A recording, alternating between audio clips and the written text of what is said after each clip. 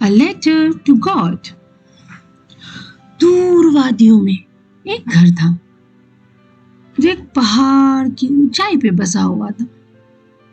उस पहाड़ की ऊंचाई से एक खूबसूरत बहती हुई नदी और पके हुए भुट्टे के खेत देखे जा सकते थे। उस घर में लेंचो अपनी वाइफ और बच्चों के साथ रहता था, जो एक किसान था। और वो आज पूरी सुबह नॉर्थ ईस्ट की तरफ आसमान के ऊपर टिकटिकी लगाए हुए देख रहा था। आज लगता बारिश होगी। औरत जो रात का खाना पका रही थी, उसने जवाब दिया, हाँ, इंशाल्लाह। बड़े बच्चे खेतों में काम कर रहे थे, जबकि उसके छोटे बच्चे खेतों के करीब घर के पास खेल रहे थे कि तभी उस औरत ने सबको आवाज दी, चलो रात के खाने के लिए आ जाओ। खाने के दौरान जैसा कि लेंचो ने कहा था, बड़ी बड़ी बारिश की बूंदें गिरना स्टार्ट हो गई।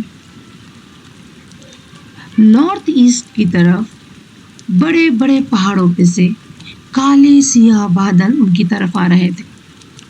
हवाएं बहुत ही ताजा थी।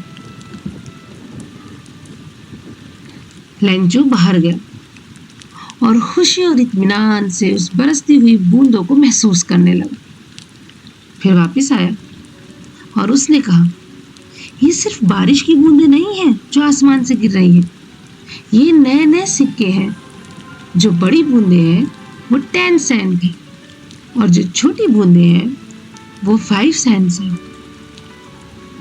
बड़े इत्मीनान और खुशी से उसने अपने पके हुए भुट्टो के खेतों को देखा। लेकिन अचानक ये बारिश की बूंदें एक जोरदार हेलस्टोन्स में बदल गई। बर्फ के ओले गिरने लगे। तभी लेंचो ने कहा, देखो, ये नए नए चांदी के कॉइन्स। और बच्चे उस बारिश में खेलने लगे और छोटे छोटे जमे हुए पर्ल्स और बर्फ के मोती उठाने लगे। मगर ये तो धीरे धीरे बुरा होता जा रहा है, लेंचो ने कहा। काश ये जल्दी खत्म हो जाए।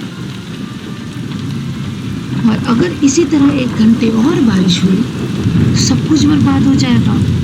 हमारा घर, गार्डन, हिल साइड और हमारे भुट्टो के खेत भी, सारी वादी बर्बाद हो जाएगी। वो बर्फबारी 1 घंटे तक चली और वहां मौजूद सब कुछ सफेद नमक की एक चादर की तह में ढक गई। झाड़ पे अब कोई भी पत्ता नहीं बचा था। सारे भुट्टे बर्बाद हो गए। लेंचो बहुत उदास हुआ। जब ये तूफान खत्म हुआ तो वो अपने खेत के बीच में खड़ा हो गया अपने दोनों बच्चों के साथ और उसने कहा, यहाँ तो कुछ भी नहीं बचा है हमारे लिए। वो रात बहुत ही दुख भरी थी। सारी मेहनत बेकार हो गई थी। वहां कोई नहीं था जो उनकी हेल्प कर सकता। उन्होंने सोचा, अब सारा साल हमें भूखा ही रहना पड़ेगा। मगर उनके दिल उस सुनसान वादी के बीच में एक उम्मीद से भरे हुए थे और वो एक उम्मीद थी गॉड से। परेशान मत हो, हमें ऐसा दिख रहा है कि हमने सब कुछ खो दिया, मगर कोई भी भूखा नहीं मरेगा। सारी रात लेंचो उसी उम्मीद के बारे में सोचता रहा कि गॉड से कोई हेल्प मिलेगी। सुबह उठकर लेंचो ने अपने काम से फुर्सत पाकर एक पेन उठाया और एक पेपर और उसने एक खत लिखना गॉड को शुरू किया। उसने खत में लिखा, गॉड, अगर आप मेरी मदद नहीं करते तो मेरी फैमिली और मैं, हम इस साल भूखे ही रहेंगे। मुझे 100 पेसोस की जरूरत है ताकि मैं दोबारा अपनी खेती कर सकूं और अच्छे से जिंदगी गुजार सकूं। वो खेती जो हेल स्टॉर्म की वजह से बर्बाद हो गई। उसने पते में लिखा टू गॉड और उसे एनवलप में डालकर मेल बॉक्स में डाल दिया। पोस्टमैन ने वो लेटर उठाया और पोस्ट ऑफिस जाके जमा कर दिया। जब उसने वो लेटर खोल के देखा तो वो हंसने लगा। गॉड को लेटर? मैंने अपने पूरे करियर में कभी ऐसा एड्रेस नहीं देखा जो गॉड के नाम में। वो फिर पोस्ट मास्टर के पास गया। वो भी हंसी से कह कहा मारने लगा। हा हा हा। लेकिन अचानक वो संजीदा हो गया और उसने लेटर डेस्क पर रखते हुए कहा, क्या अकीदा है, काश हम भी ऐसा ही अकीदा रख पाते। उसने सोचा कि हमें इस आदमी के अकीदे को जरा भी ठेस नहीं पहुंचानी चाहिए और उसे अचानक ही एक आइडिया आया। उसने अपने सैलरी से कुछ हिस्सा लेंजो की मदद के लिए उठा लिखा। पोस्ट ऑफिस के बाकी एम्प्लॉयज ने भी पोस्ट मास्टर की हेल्प की और सब ने थोड़ा थोड़ा पैसा जमा किया। सब ने उसे एनवलप में डाल दिया और उसमें लेंचो का एड्रेस लिख दिया।